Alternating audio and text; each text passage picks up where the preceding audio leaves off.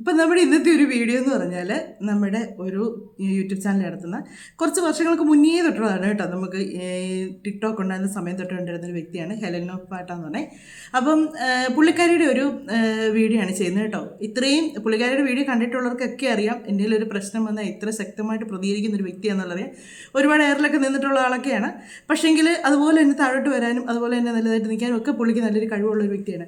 അപ്പം ഇത് പറയാനുള്ള കാര്യം എന്താണെന്ന് വെച്ചാൽ ഇത്രയും ഫെയിം ആയിട്ടുള്ള ഒരാൾക്ക് പോലും ഇങ്ങനെ ഒരു കാര്യം പറ്റണമെന്നുണ്ടെങ്കിൽ സാധാരണക്കാരുടെ അവസ്ഥ ഒന്ന് ഓർത്ത് നോക്കിക്കേ. അപ്പോൾ ഇത് പറയാനുള്ള കാര്യം എന്ന് വെച്ചാൽ അത് എന്നാന്നുള്ളത് അവർ തന്നെ ആദ്യം പറയും. അപ്പോൾ അതിനുമ്പോൾ ഒരു കാര്യം വേണ്ടേ, നിങ്ങൾ ആദ്യമായിട്ടാണ് വീഡിയോ കാണുന്നതെങ്കിൽ സബ്സ്ക്രൈബ് ചെയ്ത് പോകരുത്. അതുപോലെ തന്നെ ലൈക്ക് കമൻറ്റ് ചെയ്യുക. വീഡിയോ ഇഷ്ടമായെങ്കിൽ ഹൈപ്പും കൂടെ ചെയ്യാൻ മറക്കരുത്, ലൈക്ക് ചെയ്യുന്നതിൻ്റെ ഒപ്പം തന്നെ. അപ്പോൾ നമുക്ക് ഈ വീഡിയോ ഒന്ന് കാണാം. ഇതൊന്ന് കണ്ടതിന് ശേഷം ഞാൻ ബാക്കി കാര്യങ്ങളൊക്കെ പറയാവേ.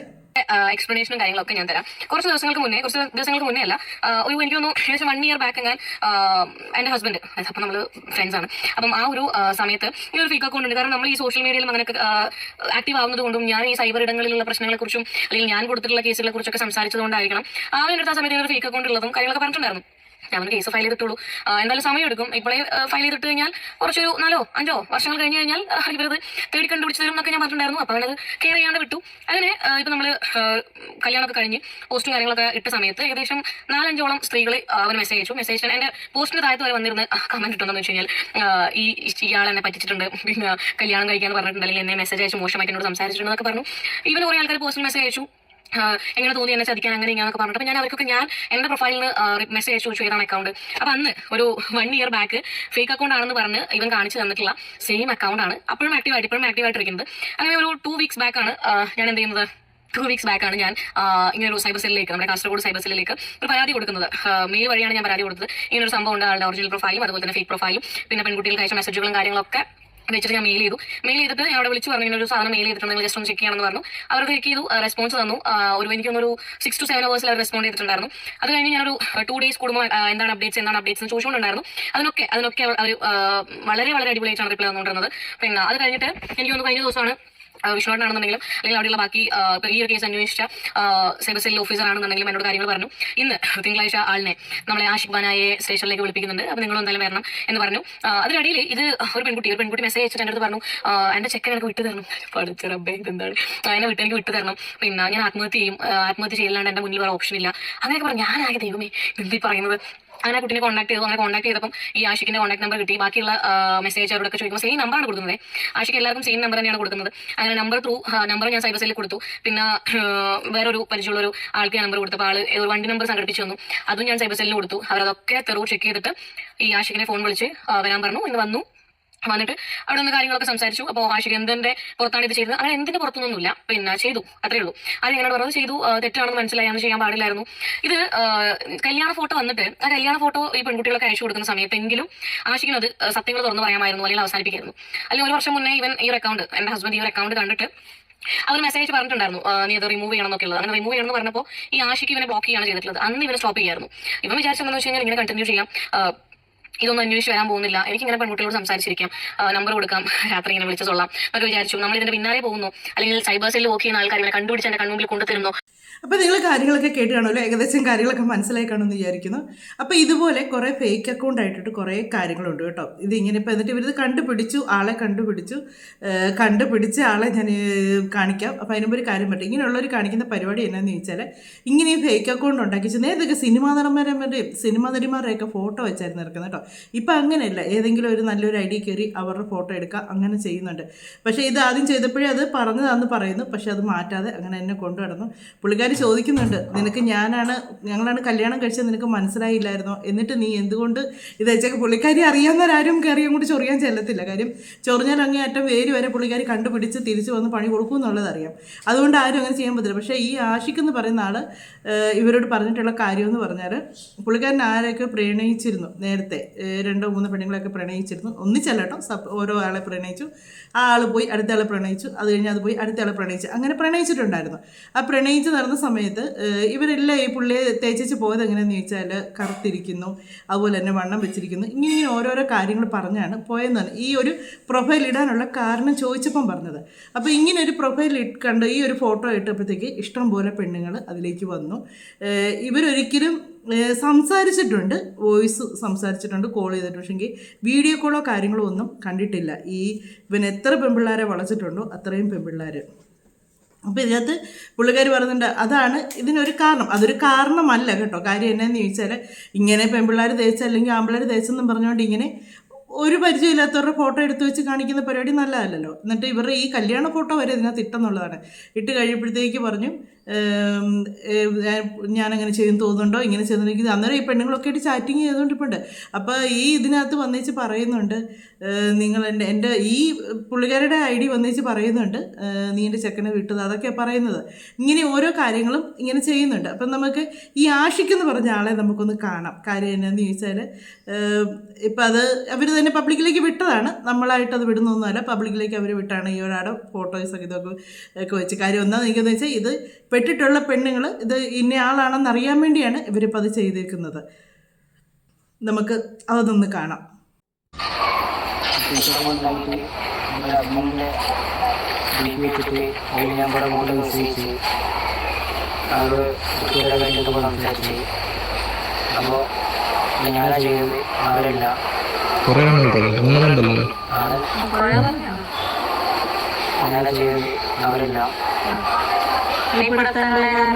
സൈബർ സെല്ലിൽ വേണ്ടി കംപ്ലൈൻറ്റ് കൊടുത്തിട്ട് അങ്ങനെ വിളിച്ചതാണ്.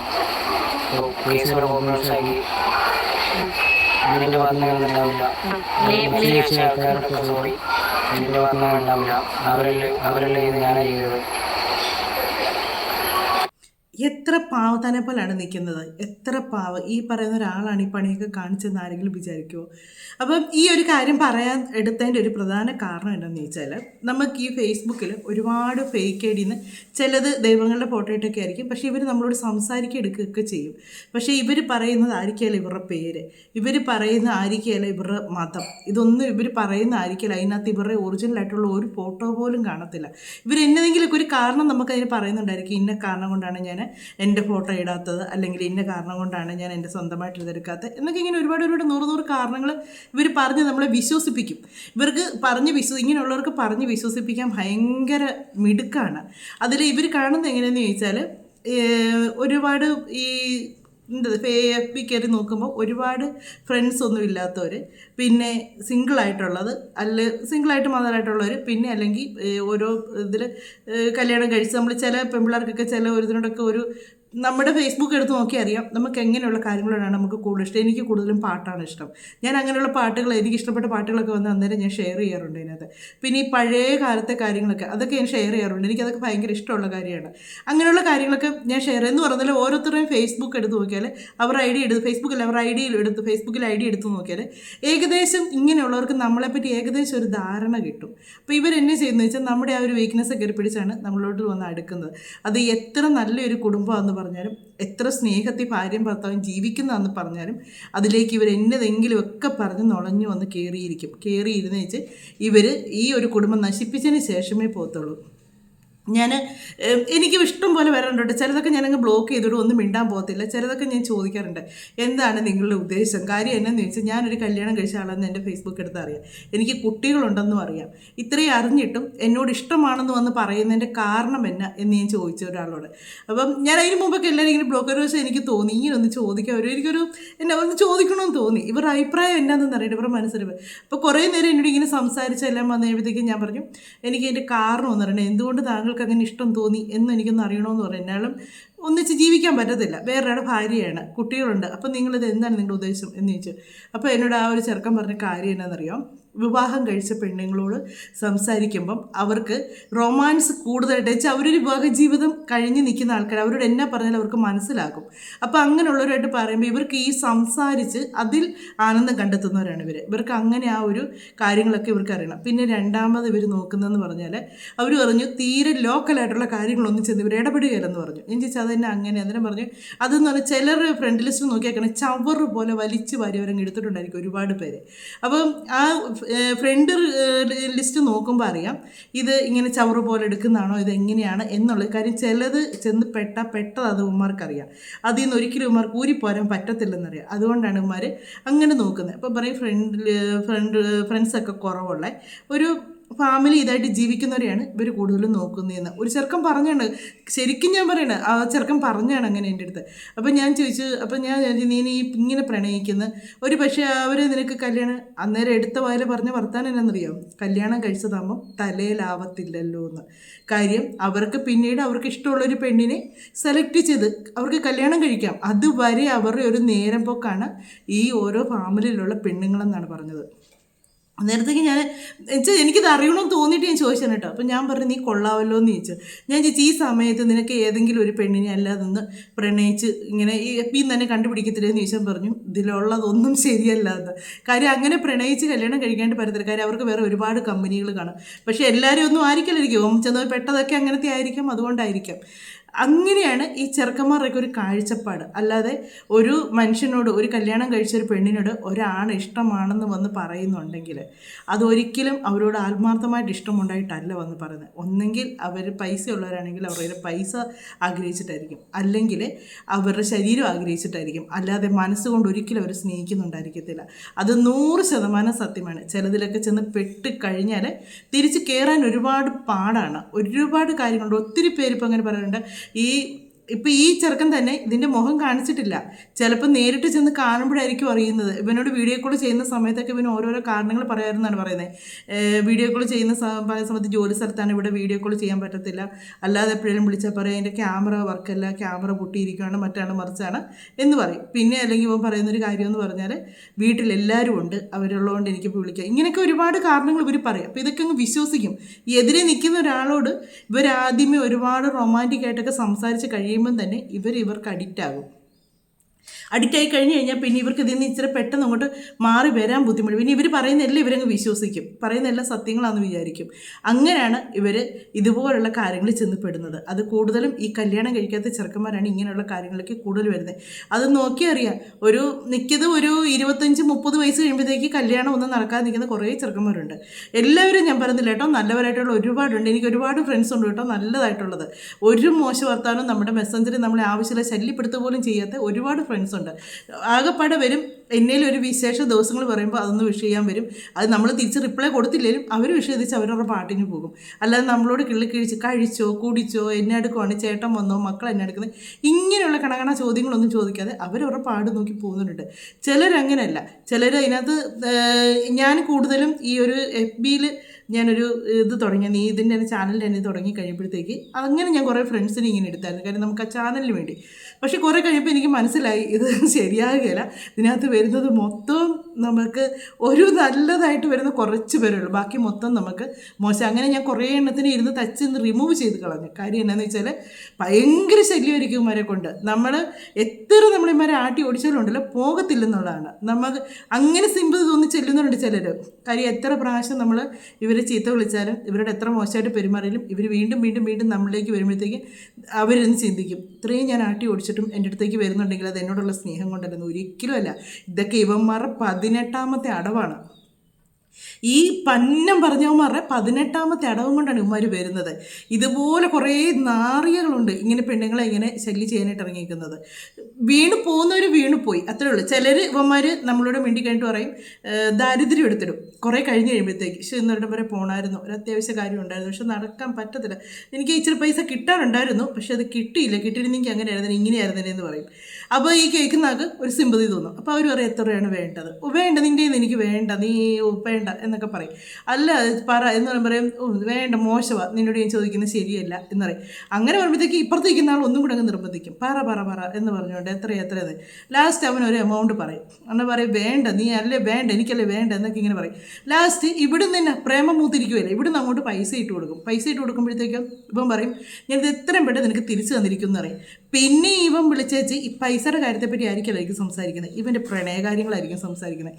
ഇങ്ങനെ പ്രണയിച്ച് നിൽക്കുന്ന സമയത്ത് അന്നേരം ഈ പ്രണയത്തിരിക്കുന്ന ഇപ്പുറത്തിരിക്കുന്ന ആളും സ്നേഹം കൊണ്ട് കൊടുത്തതല്ലേ, തിരിച്ചു ചോദിക്കാൻ പറ്റത്തില്ലല്ലോ. അങ്ങനെ ഇങ്ങനെ ചെയ്ത് കുറേ പൈസകൾ അങ്ങ് പോയി കഴിഞ്ഞ് കെട്ടിയോൻ അറിയുമ്പോഴാണ് ഇത് ഇതുവഴി ഈ പൈസ പോയെന്ന് അറിയുമ്പോഴാണ് ഈ പ്രശ്നങ്ങൾ വരുന്നത്. അപ്പോൾ വഴക്കായി ബഹളമായി അവൻ്റെ നൈസായിട്ട് അവനങ്ങ് പോകും. പിന്നെ ആരാണ് പെടുന്നത്? ഈ ഭാര്യയാണ് പെടുന്നത്, ഈ വീട്ടിൽ നിൽക്കുന്ന പെണ്ണ്. അവൾ ആ വീട്ടുകാരുടെ മുന്നിൽ മോശക്കാരി, ഭർത്താവിൻ്റെ മുന്നിൽ മോശക്കാരി, മക്കളുടെ മുന്നിൽ മോശക്കാരി, എല്ലാവരുടെ മുന്നിൽ മോശക്കാരിയായിപ്പോൾ അവൾ. അതേസമയം അപ്പുറത്ത് നിൽക്കുന്നവനോ അവന് കിട്ടാവുന്ന ലാഭവും മേടിച്ച് അവൻ പൊടിയും തട്ടി അവൻ പോയി. ഇതാണ് മിക്കയിടത്തും സംഭവിക്കുന്നത്. അതുകൊണ്ട് എനിക്ക് പറയാനുള്ളത് വെച്ചാൽ ഇങ്ങനെ വരുന്നവന്മാരെ 1, 2, 3 മെസ്സേജ് വന്ന് കഴിയുമ്പോഴത്തേക്ക് പോടാന്ന് പറഞ്ഞ് വിടണം. അതേ ഉള്ളൂ. ചിലവന്മാർ വന്നിച്ച് പറയും എന്നെ അറിയാമോ, എനിക്ക് നിങ്ങളെ നല്ല പരിചയം ഉണ്ടെന്ന് പറയും. ഒരു പരിചയവും നമ്മളെ കാണത്തില്ലായിരിക്കും, ഒരു പരിചയവും. നമ്മളോട് ചുമ്മാ നമ്മുടെ ഐഡി കയറി എല്ലാ കാര്യങ്ങളും ഒന്ന് മനസ്സിലാക്കിച്ചാണ് ഇവർ വന്ന് നമ്മളോട് പറയുന്നത്. ഞാൻ ഇന്നടുത്ത് വെച്ച് എന്നെ കണ്ടിട്ടുണ്ട്, അല്ലെങ്കിൽ നമ്മൾ ഇന്നടുത്ത് പഠിച്ചിട്ടുണ്ട് എന്നും പറഞ്ഞ് ചിലവന്മാർ വരും. അങ്ങനെയും കുറേ നാറികളുണ്ട്. സീരിയസ് ആയിട്ട് പറയട്ടോ. ഇതിപ്പോൾ ഈ പെങ്കൊച്ചിൻ്റെ കാര്യത്തിൽ ഇത് പിടിച്ചത് കൊണ്ട് ഓർത്ത് നോക്കി, ഇതിപ്പോൾ ഇത്രയും ഒരു ബുദ്ധിയും ബോധമുള്ളൊരു സാധനം ഒരു പെണ്ണായതുകൊണ്ട് അതിൻ്റെ വഴി തേടിപ്പോയി. അതേസമയം ഒരു സാധാരണ കുടുംബമാണെങ്കിൽ വരുന്ന മെസ്സേജുകൾ കാര്യം ഇങ്ങനെ പറഞ്ഞാൽ ഒരു പക്ഷേ വിശ്വസിക്കാത്ത ഒരാളാണെങ്കിൽ ഒന്ന് ഓർത്ത് നോക്കി, ആ കുടുംബം ചിന്നി ചിതറി പോവല്ലേ. കുടുംബജീവിതത്തിലേക്ക് കാലെടുത്ത് വെച്ചിട്ടേ ഉള്ളൂ എന്ന് വിചാരിക്കണം. പറഞ്ഞു കേട്ടില്ലേ, നീ എൻ്റെ ചെക്കനെ ഇങ്ങനെ തിരിച്ചതാ, നീ എൻ്റെ ചെക്കനെ എന്തിനാ എടുത്തേക്കുന്നത്, എനിക്ക് തന്നെയല്ല ഈ ചെറുക്കൻ കാണിച്ചിരിക്കുന്ന പരിപാടി എന്ന് പറയാം. ഒരുപാട് വൃത്തിയായിട്ട മെസ്സേജുകൾ അയച്ചിട്ടുണ്ട് ഈ പെണ്ണുങ്ങൾക്ക്. ഇതല്ലേ ഈ പെണ്ണിനെ അയച്ചു കൊടുക്കുന്നുണ്ട്. അപ്പോൾ ഓർത്ത് നോക്കി, ഒരു സാധാരണ ഒരു നോർമൽ ഫാമിലിയിലാണെങ്കിൽ ഇങ്ങനെ ഒരു കാര്യം വന്ന് പെട്ട് കഴിയുമ്പോഴത്തേക്ക് ആ കുടുംബം തകരുവാണ് ചെയ്യുന്നത്. ഇത് പുള്ളിക്കാരിക്ക് ഈ സോഷ്യൽ മീഡിയയിൽ എല്ലാ തരികട പരിപാടി അറിയാവുന്നതുകൊണ്ടാണ് അതിനുള്ള ബാക്കി കാര്യങ്ങൾ നീക്കി ഇവനെ പുറത്ത് കൊണ്ടുവന്നത്. അതേസമയം അല്ലാത്തൊരാളാണെങ്കിലോ അവിടെ തീർന്ന അവരുടെ ജീവിതം, ആ കുടുംബത്ത് മൊത്തം മനസ്സമാനക്കേടാണ് വരുന്നത്. അതുകൊണ്ട് എന്നാന്ന് ചോദിച്ചാൽ ഇങ്ങനെയുള്ളവന്മാരൊക്കെ ഒരു മെസ്സേജ് അയക്കുമ്പോഴത്തേക്ക് ഒഴിവാക്കിയേക്കുക, വേണ്ട എന്ന് തന്നെ പറഞ്ഞേക്കുക. അല്ലെങ്കിൽ നമ്മൾ പെട്ടുപോയാൽ പെട്ടത് തന്നെയായിരിക്കും. കയ്യിലെ പൈസ പോകും, മാനവും പോകും. ഇവന്മാർക്കൊന്നും നഷ്ടപ്പെടാനില്ല, ഒന്നും നഷ്ടപ്പെടാനില്ല. ഇവന്മാരുടെ ഫേസ്ബുക്കിൽ കൊടുത്തേക്കുന്ന സ്ഥലപ്പേര് വേറെ ആയിരിക്കും, ഞാൻ പറഞ്ഞ ഫോട്ടോ വരെ വേറെ ആയിരിക്കും. ചിലരുണ്ട് ഇതെല്ലാം വേറെ ഇട്ടാലും ഇവർ വീഡിയോ കോളിൽ വിളിച്ച് ഇവന്മാരുടെ ഫോട്ടോയും കാര്യങ്ങളൊന്നും ആയിരിക്കില്ല. പക്ഷേ ഇവന്മാർ വീഡിയോ കോൾ വിളിച്ച് ഇവരവർ പറയും ഞാൻ ഇന്ന ആളാണ് എന്നൊക്കെ പറയും. ഒരുവിധമൊക്കെ ഇച്ചിരി കാണാൻ കൊള്ളുന്ന ചെറുക്കന്മാർ കൂടെ ആകുമ്പോഴത്തേക്ക് ഇവരങ്ങ് വിശ്വസിക്കും. എന്നിട്ട് ഇവരോട് കുറേ നുണക്കഥകൾ പറയും. അങ്ങനെ പറഞ്ഞ് കുറേ എണ്ണങ്ങളുണ്ട്. എന്നാണെങ്കിലും ഈ സോഷ്യൽ മീഡിയയിലുള്ള ഈ ഒരു കാര്യം ഇത് കേട്ടപ്പോഴത്തേക്ക് ഞാനും എൻ്റെ അനുഭവം കൂടെ വെച്ച് ഓർത്തപ്പോഴത്തേക്കുണ്ടല്ലോ, ഇങ്ങനെ എൻ്റെ അനുഭവം എന്ന് പറഞ്ഞാൽ ഞാനത് വീണൊന്നുമില്ല. കാര്യം അവനവൻ്റെ വഴിക്ക് പോയി. ആദ്യമൊക്കെ ഇങ്ങനെ ചോദിക്കുമായിരുന്നു, ഇത്രയെല്ലാം എന്നോട് ചോദിച്ച് മനസ്സിലാക്കിയിട്ട് എന്നെ ഇനി എന്നോട് മിണ്ടത്ത. ഞാൻ എനിക്ക് താല്പര്യമില്ല എന്ന് പറഞ്ഞു. ഞാൻ പറഞ്ഞു മിണ്ടുന്നതിനും എടുക്കുന്നതിനും കുഴപ്പമില്ല, പക്ഷെ നീ ഉദ്ദേശിച്ച രീതിയിലൊരു മിണ്ടാട്ടത്തിനും എടുക്കുന്നതിനും എനിക്ക് താല്പര്യമില്ല എന്ന് പറഞ്ഞു. ചിലപ്പോൾ ഒരു ക്ഷമം കാണുന്നുണ്ടായിരിക്കും, ഇത് കാണുന്നുണ്ടെങ്കിലും എനിക്ക് കുഴപ്പമൊന്നുമില്ല, സത്യങ്ങളാണ് ഞാൻ പറഞ്ഞത്. അതുകൊണ്ട് ഞാൻ കാര്യങ്ങൾ എത്രയായിട്ട് ഞാൻ പറഞ്ഞു തരാമെന്ന് വെച്ചാൽ, കാര്യം എൻ്റെ യൂട്യൂബ് ചാനലൊക്കെ സബ്സ്ക്രൈബൊക്കെ ചെയ്ത് എന്നെ സപ്പോർട്ടൊക്കെ ചെയ്ത ഒരാളും കൂടെയൊക്കെയാണ്. അപ്പോൾ അങ്ങനെയൊക്കെ ആയി കഴിയുമ്പോഴത്തേക്ക് ഇത് ഒഴിവാക്കി വിട്ടു എന്ന് പറയുന്നതിൽ നമ്മൾ സ്റ്റോപ്പ് ചെയ്യേണ്ട കാര്യങ്ങൾ അവിടെ തന്നെ ബ്ലോക്ക് ചെയ്ത് വിട്ടേക്കാം. പിന്നീട് അത് വന്നാലും അതിലേക്ക് വലിയ മൈൻഡ് കൊടുക്കാതിരിക്കുക, അത്രയേ ഉള്ളൂ. അപ്പം മറ്റൊരു വീഡിയോയിലൂടെ മറ്റു കാര്യങ്ങളൊക്കെ ആയിട്ട് നമുക്ക് വീണ്ടും കാണാമേ.